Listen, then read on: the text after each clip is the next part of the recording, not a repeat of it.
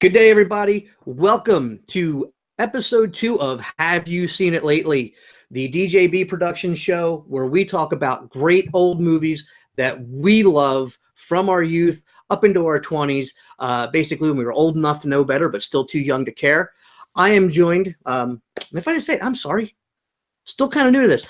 I'm Matt Sunner, your host, and joining me, my co-host, the creator of DJB Productions, my good friend Danny J. How you doing, brother? Good morning.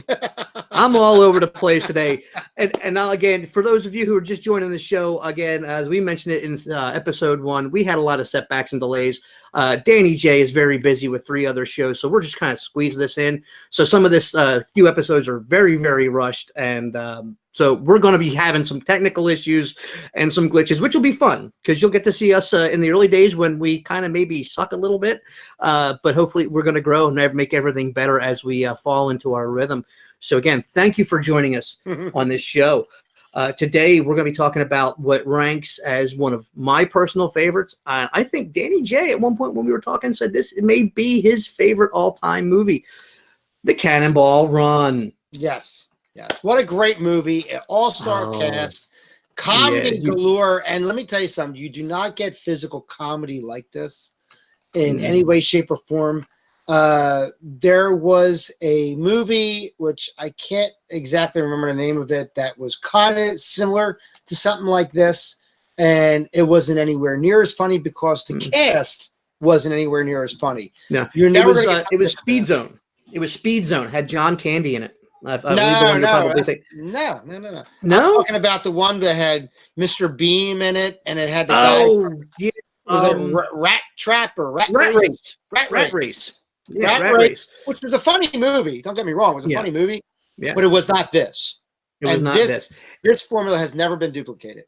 No, and this is, again, this is why you'll never duplicate it. You have to really look at the cast. You don't see casts put together like this anymore. Nah. Burt Reynolds, Dom DeLuise, Farrah Fawcett, Dean Martin, Sammy Davis Jr., Adrienne Barbeau. Then you also have legends of sports and music. Country singer Mel Tillis. Yes. Terry Bradshaw. Yes. Joe Klecko from the Pittsburgh Steelers. Yes. This was a movie that was written and directed by Hal Needham, the man that brought you Smokey and the Bandit. He was a stuntman. He got into writing and directing movies. Funny enough, there was actually at one point an interview with Burt Reynolds. Burt Reynolds really didn't want to do this movie because he was feeling he was getting tied into too many kind of car chase type movies. But he did it as a favor to Hal Needham because they were longtime friends. Actually, Hal Needham was living in a guest house on Burt Reynolds' ranch when he came up with Smokey and the Bandit. But Hal Needham said, "Come on, do another one for me. Really appreciate it. It'll be a big boon." And Burt said, "Hey, you'll keep my shooting schedule limited to whatever, and I'll do the movie, and I'll do as a favor for you." But you also had auto sports legend writer Brock Yates in there. He was the guy that you see when the race starts. He is the race official. He is the starter, and he actually raced in one of the original Cannonball runs. It was the Cannonball Baker Sea to Shining Sea Road Rally, whatever, and it was introduced. I can't remember who Cannonball Baker was. I'd read about it at one point, but he was again a motorsports figure, and they created the original real Cannonball Run to basically protest the national 55-mile-an-hour speed limit. Right. Where most of the country was going to a 55-mile-an-hour speed limit on the highway. That was kind of created as a protest, going I bet you we can get across the country faster and we can still be safe about it. And they could literally take any route they wanted across the country. And it was just literally a timed race. You started, whoever covered the distance in the quickest amount of time, that's your winner. Right. And, well, what? We mentioned some of the cast in there, but there's also Roger Moore. Roger Moore, again, I didn't get to him yet, but Jamie Farr. Jamie Farr, another one, playing great characters. Jackie Chan. Jackie Chan, one of his first American films. Yes. Yes, in this movie, what a just a overall, and then a lot of character actors from the 70s and 80s that were in there. But like you just Bert get Convy. Yes, I mean you get in there as well. You get overwhelmed almost by how much star power is in this movie. Everybody was a star. Yeah, everybody was somebody, and everybody played an amazing part in this movie. Yeah, even the doctor that they had in the ambulance, Jack Elam, I believe is his name. He was a big star, like westerns from like the 60s and the. I was watching. 50s. It's funny you say that because I was watching. I'm a big fan of The Rifleman, right? And I was watching an episode of The Rifleman, and I said, "Man, this guy was a bad guy, right? This guy's eyes were bulging out of his head." I said, "He looks familiar. He looks like." I said, "He looks like that guy from Cannonball Run." And then I looked closer. I said, "Holy shit! It's the guy from Cannonball Run." You know? Yeah. You forget. And that was again it was a great zany movie, and as you mentioned, Roger Moore was in it, which I loved his character. Roger Moore playing a guy who thinks he's Roger Moore. Yes. It's his character name. It goes even deeper. It's Roger Moore playing a guy who thinks he's Roger Moore, who thinks Roger Moore is James Bond. Actually, is James Bond. He's driving the James Bond DB5, which actually Roger Moore never drove.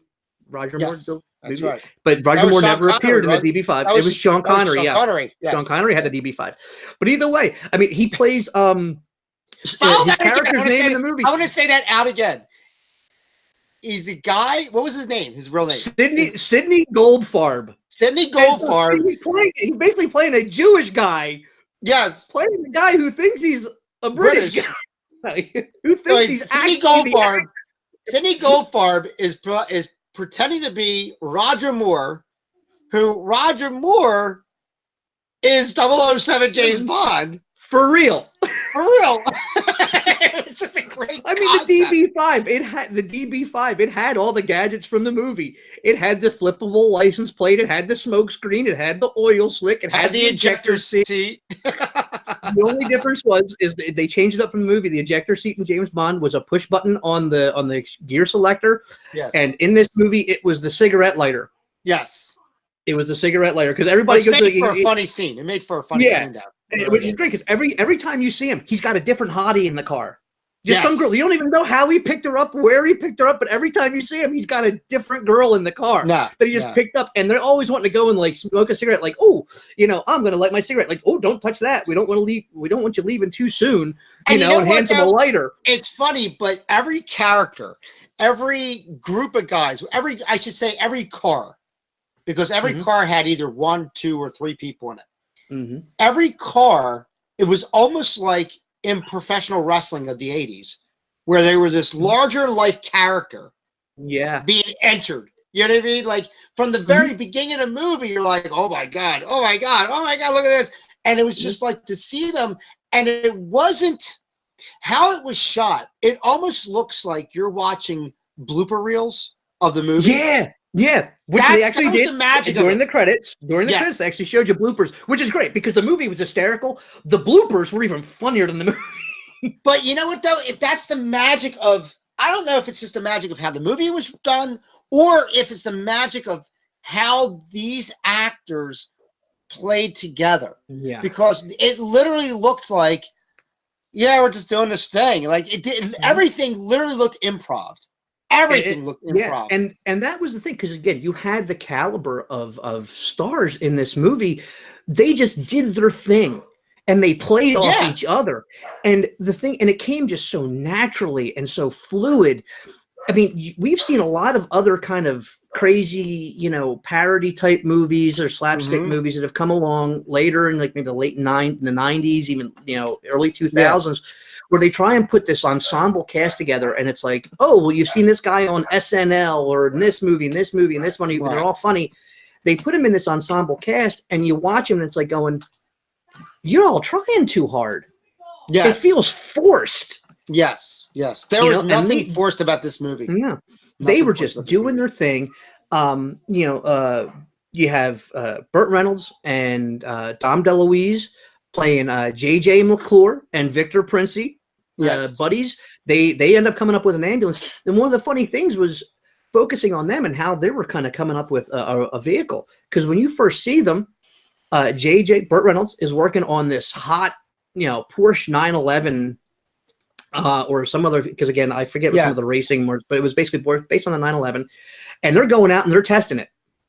And I guess because, the cops knew they were out there, they come up across a bunch of cops and they end up crashing the car into this field and wrecking the car, which is where we get introduced to probably one of the greatest cinematic characters ever and the best, absolutely best superhero that never actually existed, Captain Chaos. Yes.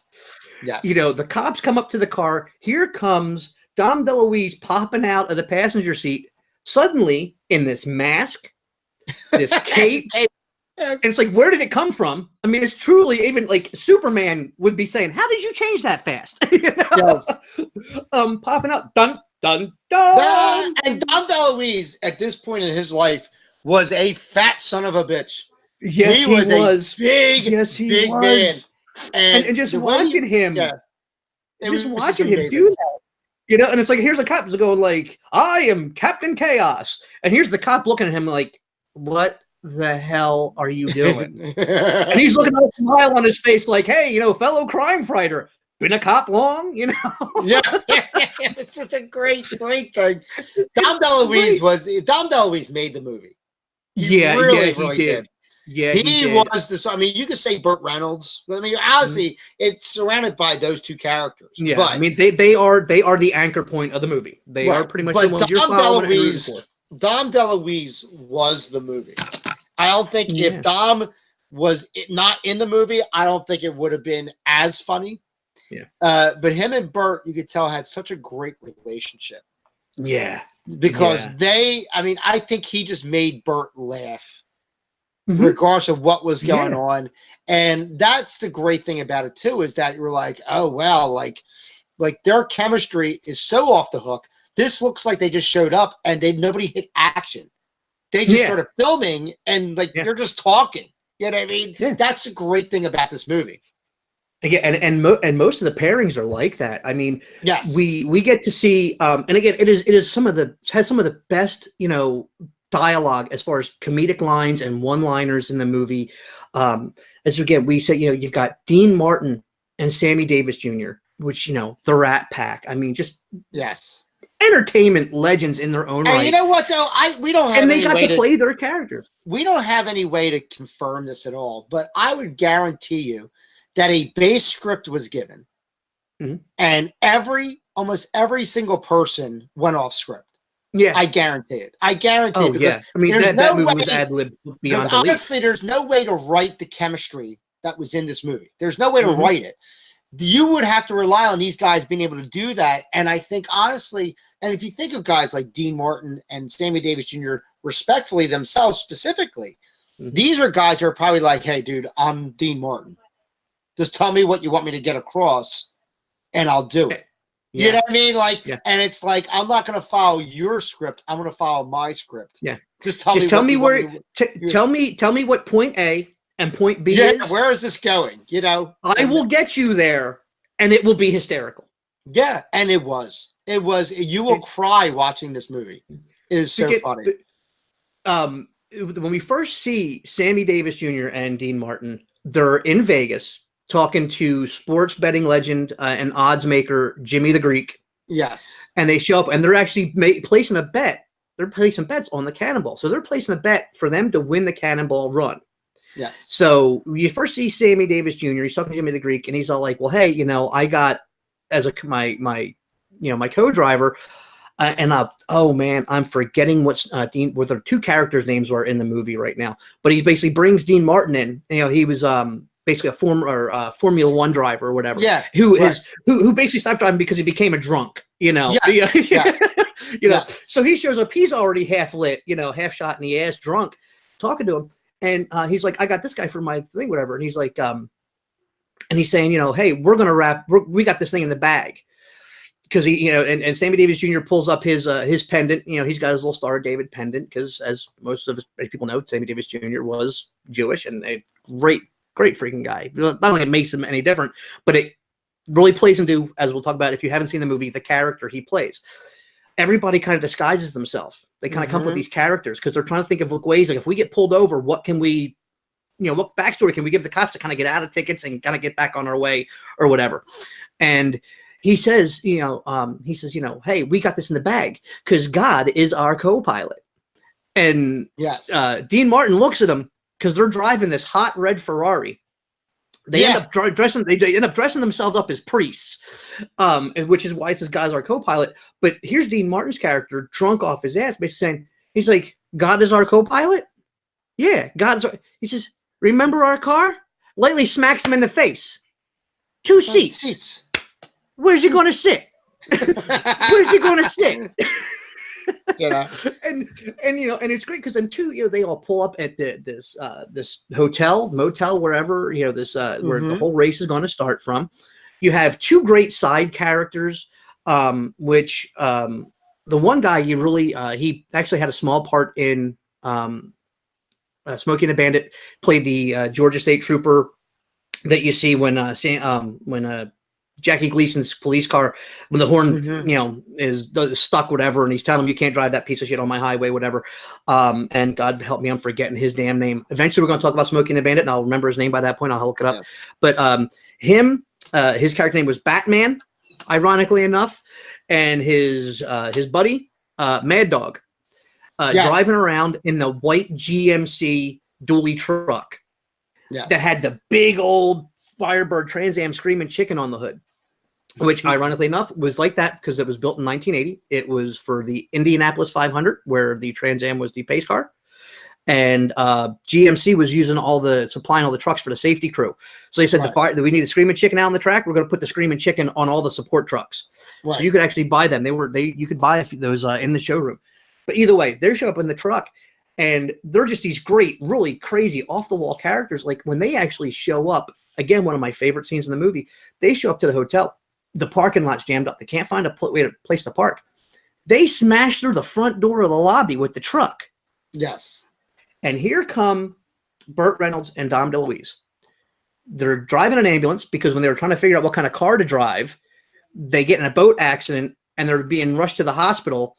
And the EMT in the back, who was Hal Needham, the director, tells him, oh man, you can get tracked through, you know, the hospital's like 10 miles away. We'll be there in like 5 minutes, you know, because you can get through traffic like shot through a gun. Right. So they like, oh, ambulance. That's what we'll do. And that's, again, Brock Yates. That's what him and his co-driver actually used. It was based on the ambulance they used, and that's something we can talk about, whatever. But either way, they show up. They're in their EMT costumes, you know, and they're like, you know, Mad Dog, you know, parking lot's outside. He's like, oh, brakes went out. Yeah. And next thing you know, here comes the manager running up. Like, what the hell's going on? And Mad Dog, who was driving at the time, says the guy's like, you running this flea joint? Yeah. Where are the hookers? Yeah. What? Hookers, man. Where the hookers? And this dude that's trying to stop the cannonball from happening, this guy, Mr. Foyt, whatever, he was on a sofa and he gets knocked onto the sofa, whatever, and he's passed out. So the manager's now talking to Burt Reynolds and Dom DeLuise like they're actual EMTs. He has no clue. And he's like, this man needs medical attention. He's like, dude, we're on our break. Yeah. And they're like, well, they hands him like he gets a bottle of seltzer water because the guy just passed out. Just wake him up and sprays him in the crotch and then sprays him in the face with the seltzer water. To basically wake them up. And I mean, it's just, again, one of those great lines. Where are the hookers? And that's a great thing. That's what really makes this movie great because it has so many great one-liners in there. Mel Tillis and Terry Bradshaw. Mel Tillis being a habitual stutterer when he talks. Except for when he sang. Yeah, well, that's a mind thing. It's a funny thing about. And that's a mind thing. Yeah, it's a crazy thing, but that's. But he had a major stutter, and when he and Terry Bradshaw were talking, and they were driving a stock car. Yeah, right? it was the Chevy Monte Carlo. It was the Hawaiian Tropic Monte Carlo. Right. And in the beginning, when you first see them, they're running from the cops. They crash it into the pool at the motel. Yes. So then they got to get this car out. They got to get it working again. And then they paint it, but they paint over the car because they want to obviously keep a low profile. One coat of paint. So everything's bleeding through. Yeah, everything's bleeding through. It was funny as anything. But their conversation is funny because Mel tells us just, he's just like, and he's like, perfect. You know what I mean? It's like, but once again, great conversation pieces between these two characters. And that was the whole thing. I mean, it just cut back and forth, you know. And of course, we had our eye candy, Miss Adrienne Barbeau, film legend, mostly a lot of horror movies. Who was the other girl? Because the other girl was hot as hell. And again, you know, Go on future IMDb. Episodes. You know, Go on IMDb right now. IMDb it right now. We'll start making production notes for future episodes. To get these names down. Yeah, Adrienne Barbeau. Let's get them in. They're in a Lamborghini, and Adrienne Barbeau and this other extremely hot woman are in these one-piece zip-up suits, like tight suits. And what's happening is they're driving around and they're really like blowing speed limits and really like running from the cops.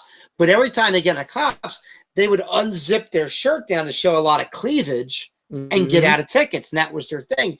And they go to do this at one point, and it's a woman cop.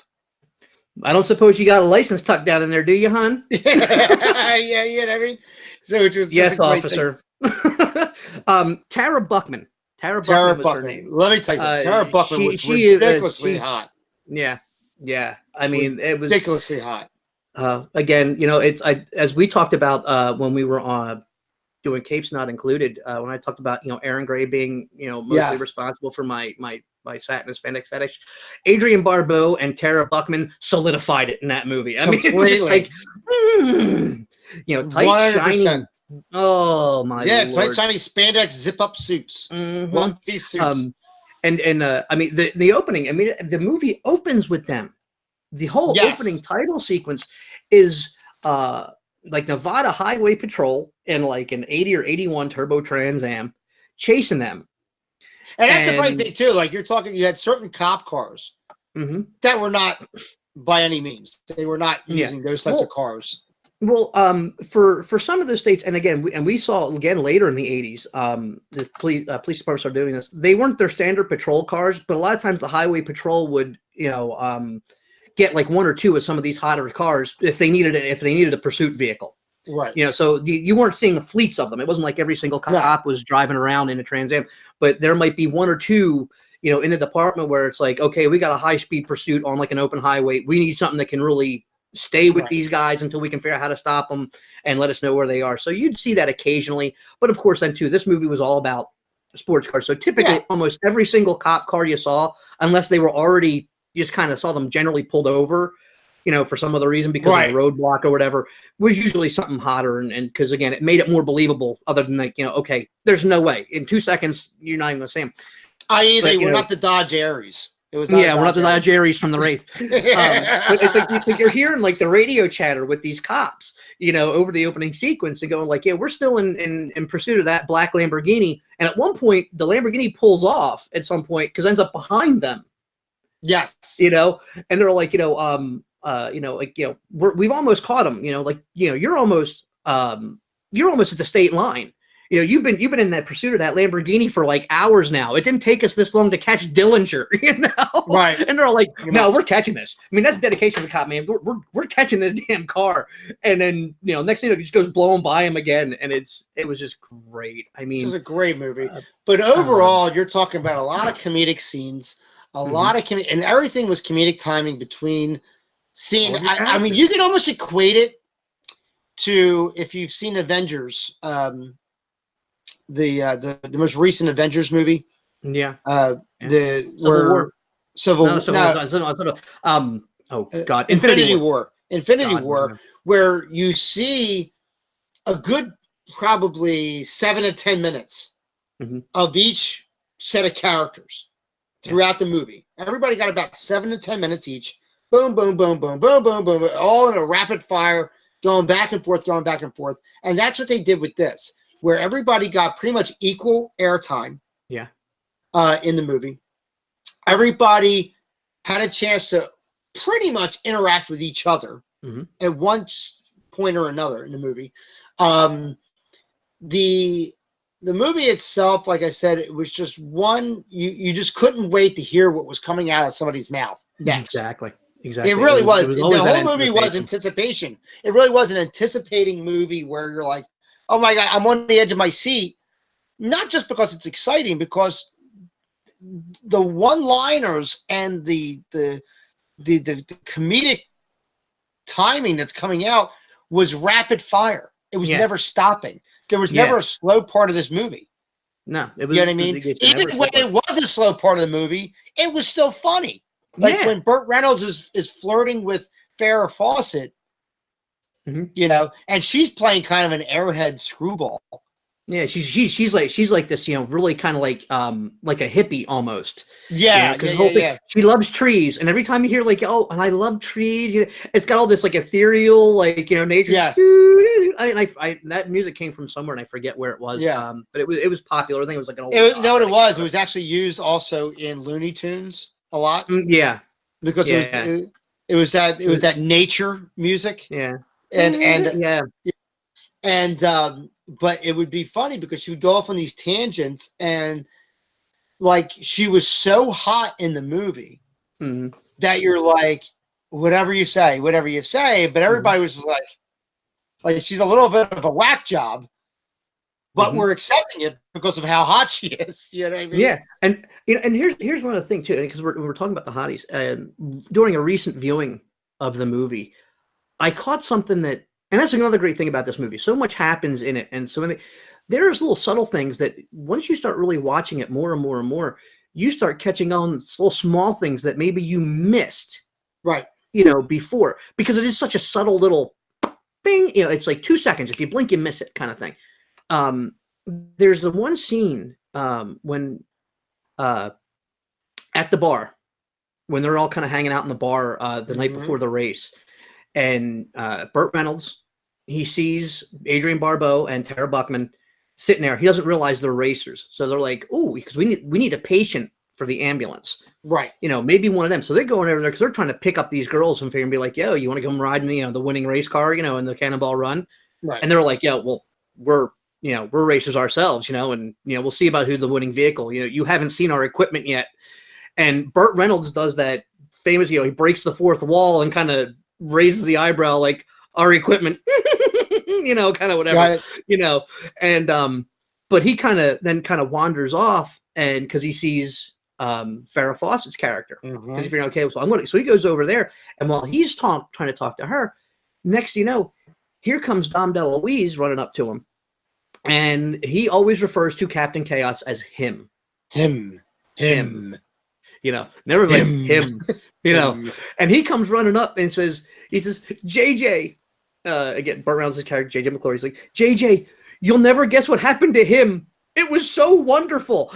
And it suddenly dawned on me after watching it, going like, he just got laid.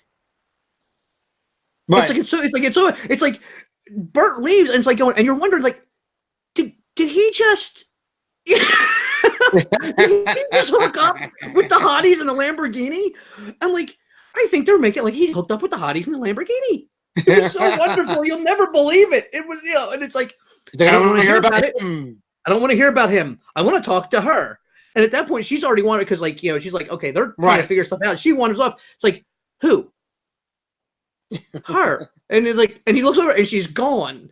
And it's like, man, he's like, now do you want to hear it? No. He's like, yo, find a doctor. You need to find us a doctor for the ambulance.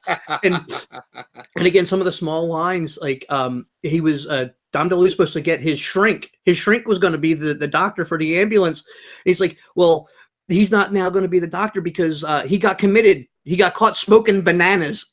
You know? And it's like, this is your shrink. This is he's like, apparently he gets very upset when he talks to him. So it's like he's going to see a shrink, and this alter ego, Captain Chaos, he's talked about him. The shrink gets so disturbed about those conversations, he goes crazy. You know, it's like, what does he do around his friends? You know, but again, just so funny. I mean, we could talk about this movie forever. And then, like you said, it ends. You get the ending of the movie.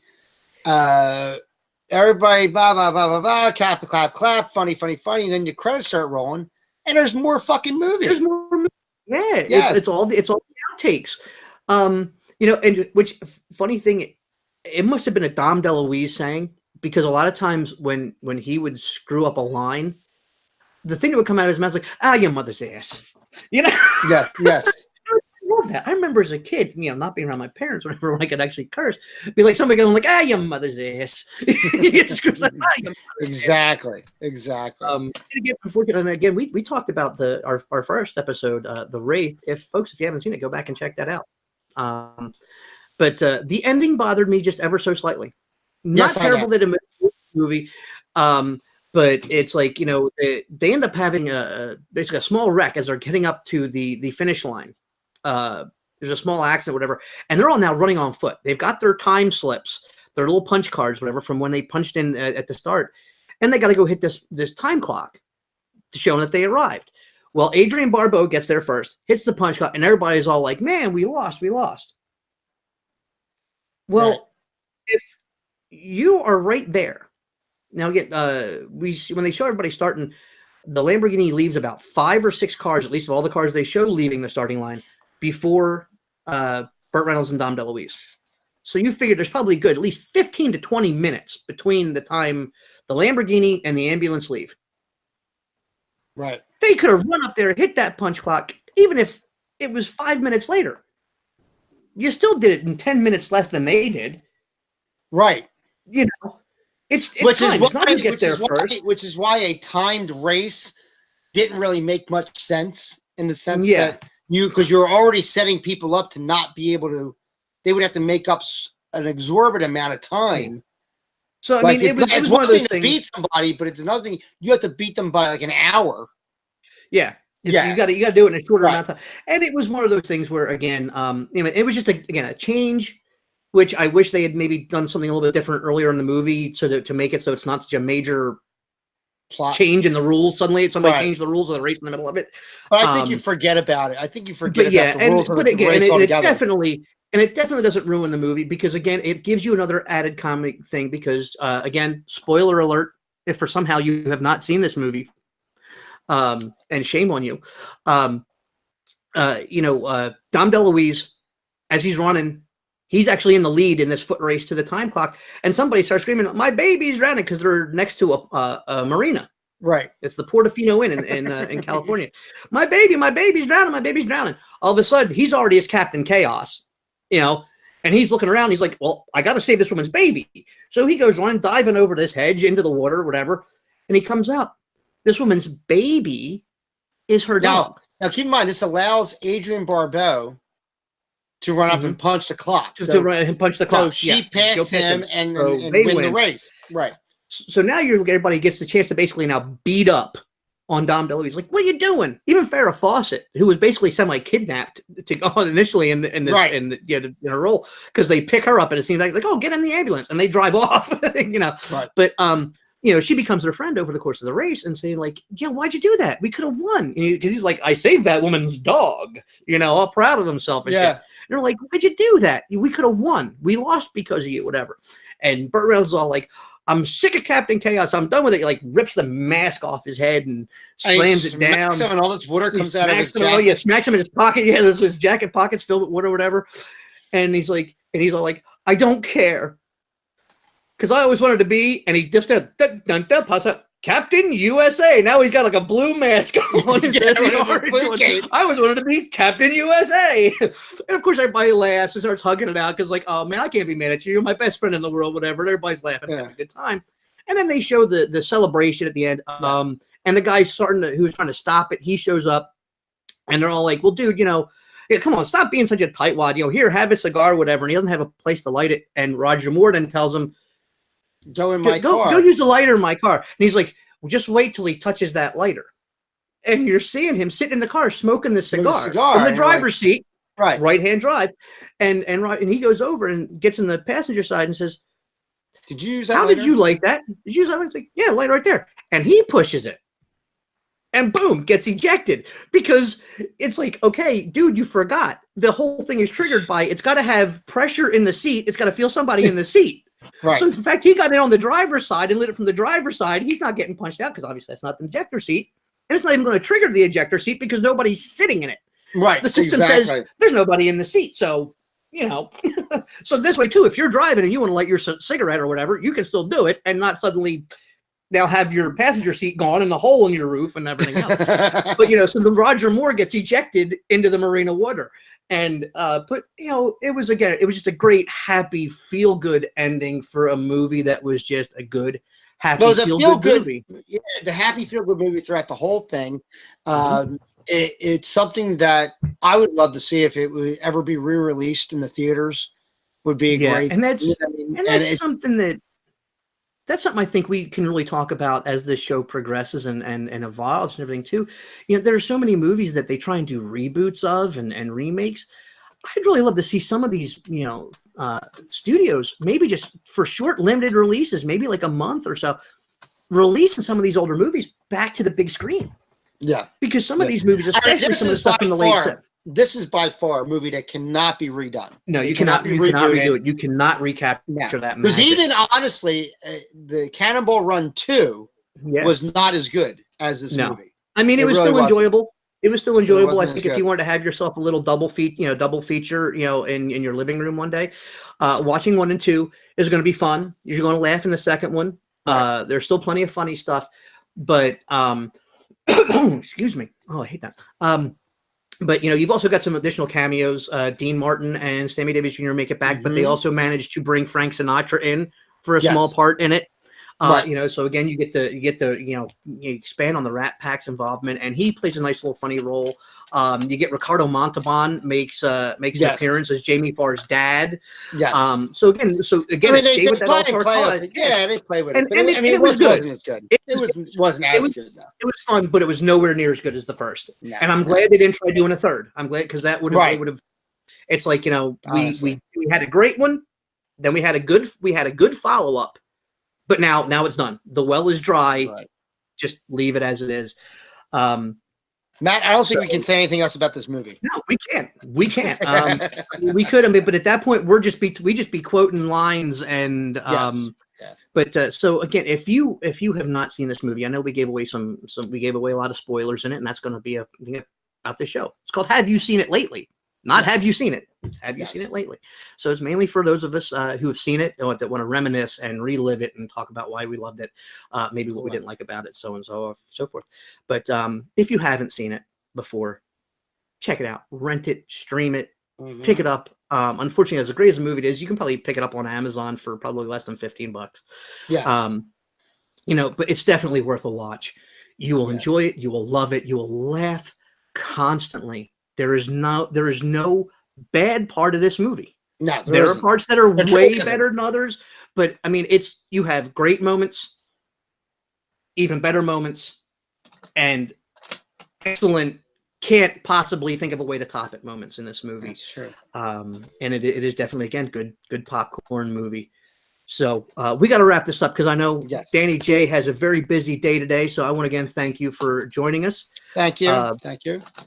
And please, if you haven't already, please check out the other shows in the DJB production stable. The flagship show, That Way Cool Wrestling Show, with Danny J, LeGrand Jackson, Charles Gregory, and superfan Mark Lindsay. Talk about a lot of old school wrestling. Lately, they've been getting a lot of great wrestlers and sports entertainment, figures in there. They've had some ring announcers and such coming on doing the show live with them, doing great interviews. DJs After Dark with myself, Danny J, Rob Cannon, Fast Eddie C, and Dr. Rock Ray Thomas, a group of current and former DJs talking about life through the eyes of a DJ. Yes. It's a great, funny show. It's not a technical thing, and we're not talking about equipment and how to be a DJ and being black. It is us sitting around and having great conversations about stuff that we've experienced on the job, in the field, what we've seen people do great and bad and everything else. And also literally the world according to us. what we recording how we does. feel. Yeah, what we feel about certain things. Sometimes, I mean, we a lot of times get off topic and we just start talking about random stuff, and it is a very funny show. You will definitely enjoy it. It is. Capes not included for all of our comic book, superheroes, sci-fi fans. You definitely want to check that out. Correct. And coming soon, the Devereaux Sports Show. It's in pre-production, and we'll obviously have more information of that once it actually gets into production, and as far as who the cast is and who's going to be presenting it. So thank you for watching this. We hope you've enjoyed the show. Yes. Like the channel, subscribe to the channel, click on that bell for notifications so you know when we've released new episodes. You're not going to get flooded with notifications and emails because, again, we tend to release these shows in bulk, between 2 to 4 episodes at one shot. So and we'll record, you might once a week get a notification. Boom, DJB Productions and this particular show has loaded up a new episode. Go check it out. Right. You're not going to get slammed with it 2, 3, 4 times a day, every day with some of these other YouTubers out there, with no offense to them. You got your thing that release, several shows a day, a show every day, and everything else. So we don't want to flood you, and we don't want you to get sick of us. For sure. So for myself, Matt Sunner, Danny J, the entire DJB Productions family, thank you for watching. Yes. And if you haven't seen your favorite movie lately, stream it, grab it off the DVD rack, pop yourself some popcorn, sit down, remember why you loved it. And as Danny J would say, remember, tell everybody else in the room, remember, silence is golden. So sit down, shut up, and let me watch my favorite movie, you bastards. So on that note, have a wonderful day.